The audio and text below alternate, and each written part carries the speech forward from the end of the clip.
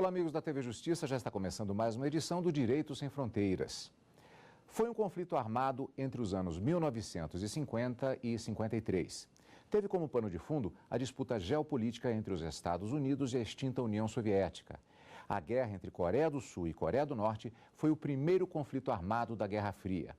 4 milhões de pessoas morreram, a maioria civis. Com o fim da guerra, as duas Coreias permaneceram divididas. O programa Direito Sem Fronteiras de hoje vai contar um pouco dessa história e como um simples encontro entre famílias tem tentado, pelo menos, reduzir a tensão na península. Vamos primeiramente assistir a uma reportagem que fala um pouco dessa história. Este senhor de 92 anos vive na Coreia do Sul com a segunda esposa. Ele deixou sua primeira família na Coreia do Norte há mais de meio século após passar pelo horror da guerra.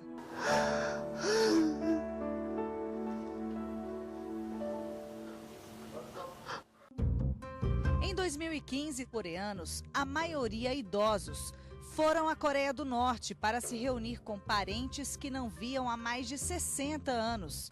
Esse é o segundo encontro do gênero, graças a um acordo assinado pelas duas Coreias em 2014. O reencontro dura 2 dias e não é permitido nenhum tipo de privacidade. 65 mil pessoas aguardam na fila. Para falar a respeito desse tema, os nossos convidados aqui nos estúdios da TV Justiça, o professor Antônio Barbosa, doutor em História, e Roberto Cidade, mestre em Direito. Muito obrigado pela participação de ambos aqui nos estúdios da TV Justiça. Eu gostaria de começar perguntando a respeito de um aspecto que foi até conversado antes do início do nosso programa de hoje, que me pareceu bastante interessante, a seguinte colocação, e que se refere não apenas a esse caso da Coreia do Norte e da Coreia do Sul especificamente, mas a outros momentos históricos. Existe a questão da legislação internacional, direitos humanos, mas também, como vimos bem claramente nessa reportagem, uma questão relacionada até aos sentimentos de uma própria sociedade, além dos seus respectivos indivíduos. E a história ela tem demonstrado, de uma maneira ou de outra, essa sociedade especificamente, ela tem um encontro marcado com essa questão cedo ou tarde. Eu tenho a impressão que nós temos vários exemplos no mundo contemporâneo que atestam isso. O que nós vamos aprendendo é que soluções artificiais, e por soluções artificiais eu digo, por exemplo, a criação de países, de estados nacionais não existentes, ou a divisão de estados nacionais pré-existentes, essas soluções artificiais tendem a se esgotar. Ou seja, há um limite, e esse limite é dado, sobretudo, pelo caminhar das próprias sociedades, portanto, das próprias populações atingidas. Nós podemos falar, por exemplo, do caso da Alemanha, que se reencontrou consigo mesma.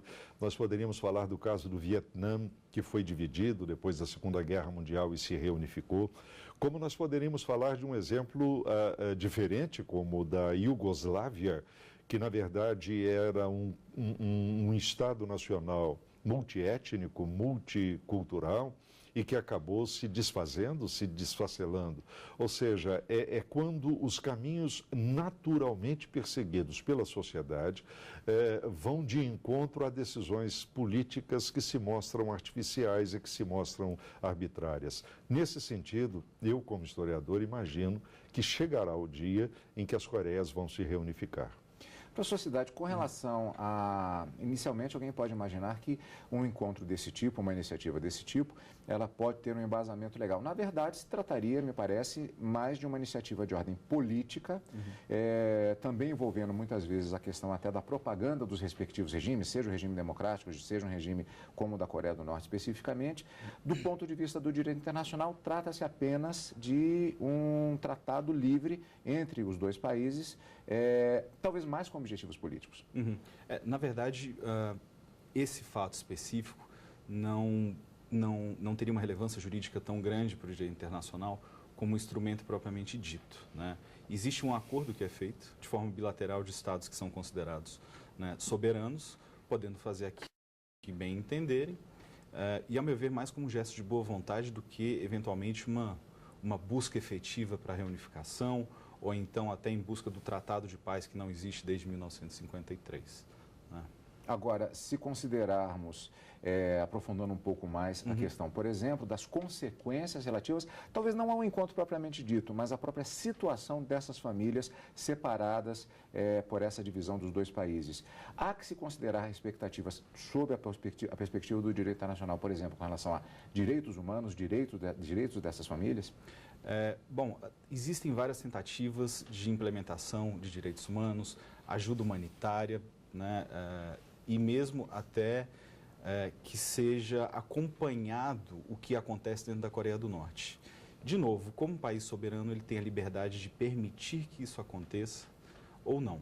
Né? Todo mundo sabe que é um regime extremamente fechado para todas as questões da comunidade internacional, que repetidamente tenta, né, implementar políticas de direitos humanos para ajudar a população, questões envolvendo a questão da energia nuclear, não proliferação, etc. Né? Existe essa tentativa, existe a grande necessidade de apoio humanitário dessa população, mas infelizmente ela só pode ser aplicada efetivamente se o governo norte-coreano permitir. Caso contrário, não há o que ser feito. Não há o que ser feito. Há um outro aspecto que eu acho que deva ser considerado, que diz respeito ao próprio contexto histórico que nós estamos vivendo. Por mais singelas que sejam essas reuniões, por mais simples que sejam esses encontros entre familiares do Sul e do Norte da Coreia, isso só tem condição de acontecer no momento histórico que estamos vivendo hoje. Quando a Coreia foi dividida, em 1945, não haveria a menor possibilidade disso acontecer. Quando a Guerra da Coreia explode entre 50 e 53, estávamos no auge de um sistema internacional de poder bipolarizado, cuja imagem mais óbvia seria a Guerra Fria. Naquele contexto, isso seria absolutamente impossível de acontecer. Ora, o tempo passou, a história se transformou, as mudanças verificadas no mundo correram com uma celeridade que não se imaginava há 60, 70 anos, e isso torna possível o que eu vou chamar de emergência da opinião pública, a emergência dos interesses da própria sociedade, que começam a ser compreendidos pelos Estados, independentemente de serem governos democráticos, como o da Coreia do Sul, como de regimes rigorosamente anacrônicos, autoritários e totalitários, como o da Coreia do Norte. Eu acho que o fim da Guerra Fria, o fim da bipolaridade mundial, tornou isso possível. Nós podemos dizer que houve uma significativa mudança de paradigma durante esse período, a partir da perspectiva do direito internacional, que até possibilita, como disse o professor, esse tipo de encontro, esse tipo de iniciativa no campo internacional? Bom, hoje em dia a gente está numa era de comunicação, né, completamente absoluta.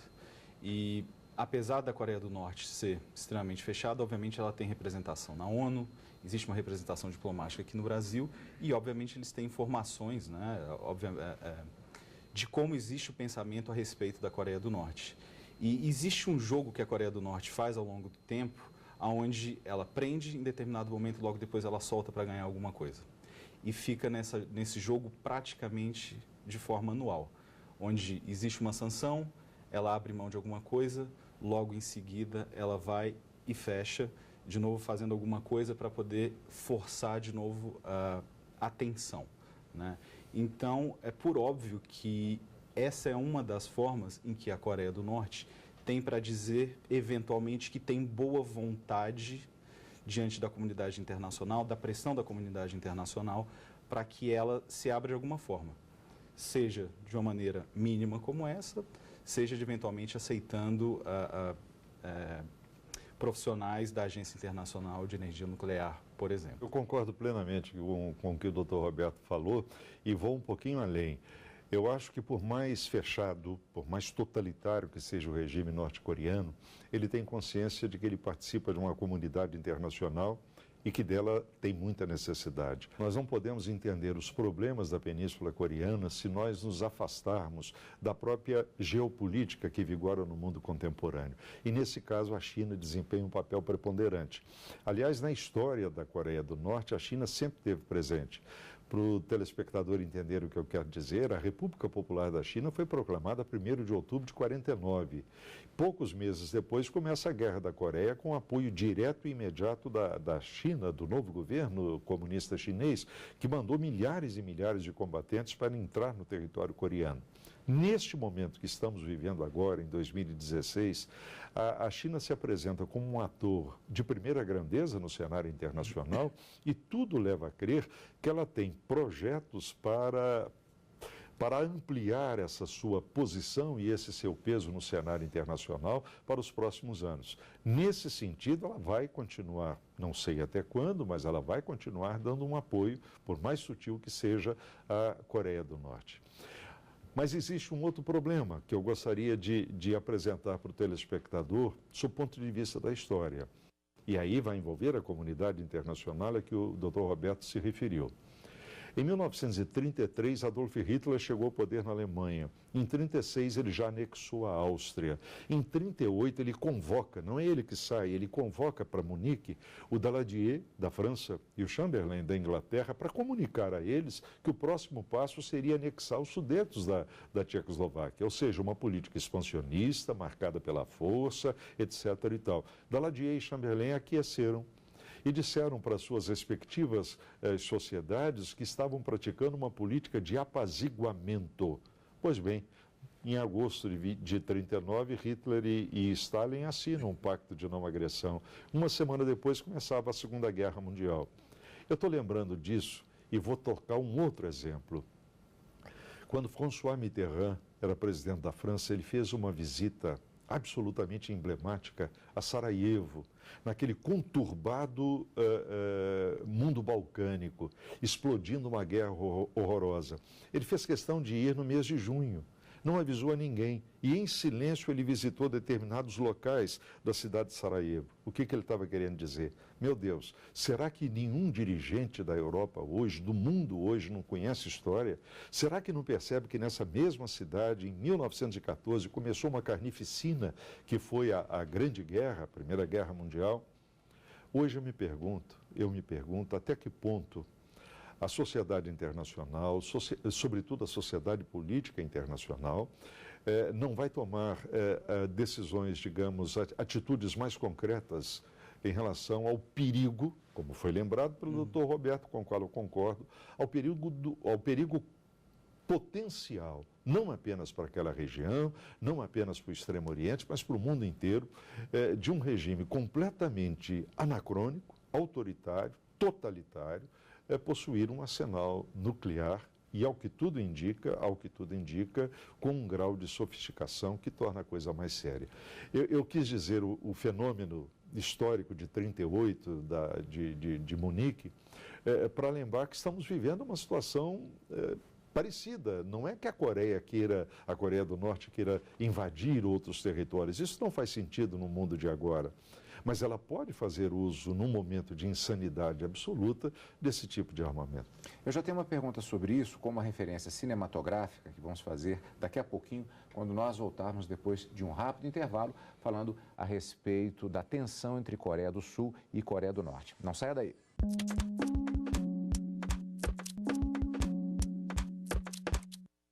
O Direito Sem Fronteiras retorna falando sobre a tensão militar entre as Coreias, que permanece até os dias de hoje, 63 anos após o armistício. Recentemente, a Coreia do Norte realizou o seu 5º teste nuclear, definido pelos serviços de inteligência dos países ocidentais como o mais potente até o momento. Nesse sentido, e considerando os aspectos que foram colocados por ambos nós entrevistados no nosso primeiro bloco do programa de hoje, e particularmente aquelas últimas questões colocadas pelo professor Antônio Barbosa, eu faria a seguinte pergunta em relação a esse jogo geopolítico que se apresenta. E fazendo uma referência cinematográfica, como eu disse, que provavelmente os mais novos não vão saber do que eu estou falando. Um filme de Peter Sellers, com Peter Sellers nos anos 50, que era O Rato que Ruge. Pesquise depois, que vale a pena, o filme é muito bom. Pelo próprio título, aí vem exatamente a pergunta. Na verdade, a Coreia do Norte é muito mais do que um rato que ruge. E talvez ela faça questão de demonstrar isso com muita clareza para o mundo inteiro. Mas está rugindo. E ao rugir, na verdade, se transforma num perigo potencial para todo mundo, não é? Eu tenho medo hoje de falar de usar essa espécie de metáfora, porque eu me recordo de uma outra próxima à Coreia do Norte, de um país limítrofe, que é exatamente a China. Lembra-se quando a gente dizia que a China era um tigre de papel? Pois é, a China deixou de ser papel há muito tempo e se transformou num tigre, embora tenha até o presente momento recolhido as suas garras. Há uma manifestação já da Agência Internacional de Energia Atômica dizendo que esse teste nuclear é uma clara violação das resoluções do Conselho de Segurança da Organização das Nações Unidas. O que dizem essas resoluções? Essas resoluções, a mais famosa de todas é a resolução número 1718 do Conselho de Segurança, salvo engano, depois do primeiro teste nuclear, né? A Organização das Nações Unidas é uma organização internacional, mas que não tem força efetiva para poder fazer valer as suas resoluções. Então, é praticamente como uma carta de intenções, né? Essas cartas, essas resoluções repudiam os atos, relembram determinados tratados que são violados. Lembrando que a Coreia do Norte já entrou no Tratado de Não Proliferação, já saiu, promete que vai entrar, promete que vai sair repetidas vezes, né? Então, por exemplo, nesse caso, a ONU recomendou que retornasse imediatamente a esse tratado, faz recomendação aos outros países para impor sanções, principalmente econômicas, porque se não são sanções econômicas, são sanções militares. E como já bem falado aqui anteriormente, né, é o rato que ruge, só que esse rato realmente tem dentes, né? Existe uma necessidade de ele demonstrar força, ainda mais agora, com a subida ao poder razoavelmente recente, né, do terceiro grande líder, que é muito novo e precisa, ao tempo todo, reafirmar que, de fato, tem poder para continuar esse regime, né? Mas não está recebendo absolutamente agora mais nenhum apoio internacional e, de fato, recebendo cada vez mais sanções. Agora, do ponto de vista ainda internacional, considerando inclusive o Tratado de Não Proliferação de Armas Nucleares e fazendo um link geopolítico, a questão, por exemplo, da Rússia, até que não tem se falado muito nas últimas semanas, não tem tido mais muitas novidades, talvez até felizmente, mas isso pode fazer, esse tipo de posicionamento, essa tensão pode gerar uma nova corrida armamentista, considerando-se coisas que acontecem, na verdade, do outro lado do mundo, a meio caminho do Ocidente. Eu estou falando especificamente da Rússia e também da própria China. Essa questão das armas nucleares, isso pode criar uma tensão que faça com que os dentes passem a ser novamente expostos de alguma forma, do ponto de vista do tratado internacional. Daqui a pouquinho vamos do ponto de vista histórico. O tratado, ele permite a utilização de energia nuclear para fins não militares, com restrições a pouquíssimos países para que tenham a permissão de manter esse armamento nuclear, e existem alguns países que possuem armamento nuclear que não são signatários. Os Estados Unidos já manteve armamento nuclear na Coreia do Sul, oficialmente até o início dos anos 90, né, onde existiu uma negociação para que fosse feita a retirada por parte dos Estados Unidos e, de novo, mais um acordo para que a Coreia do Norte abrisse mão da busca nuclear armamentista, né? A Coreia do Norte, ela falou, ok, tudo bem, desde que vocês nos deem tecnologia nuclear não bélica. Por óbvio, ninguém aceitou isso porque não é um regime muito confiável, por assim dizer. Então, até o momento, oficialmente, não há mais armamentos nucleares na Coreia do Sul, como forma de proteção. No entanto, o governo americano mantém uma base militar com aproximadamente 30 mil militares americanos na Coreia do Sul, porque, afinal de contas, não existia um tratado de paz. Juridicamente, ainda existe a guerra entre Coreia do Sul e Coreia do Norte, ainda é vigente segundo o direito internacional. Mas foi um armistício, não foi um tratado de paz. Exato. Mas eu não vislumbro uma possibilidade real de uma nova corrida armamentista. Já existe um número suficiente e bem razoável no mundo de armas nucleares, e apesar, né, de estar rugindo e existir esse desenvolvimento e busca por tecnologia nuclear, não vejo absolutamente nenhuma necessidade dos grandes países que ainda possuem armamentos nucleares buscarem, né, essa proliferação, né, diante da realidade que existe no mundo como um todo também, né? A Coreia do Norte é só um desses atores, um dos problemas que estão vigentes atualmente. Professor. Em relação a esses pontos que foram levantados aqui, eu gostaria de comentar brevemente o seguinte. Em primeiro lugar, o aparente silêncio da Rússia em relação ao problema da Coreia do Norte. Eu tenho a impressão que a Rússia de Putin fez uma escolha, fez uma opção estratégica de julgar todas as suas forças no Oriente Médio. Haja vista a proteção que o regime russo dá à Síria de Bashar al-Assad, não é, numa área extremamente conflagrada.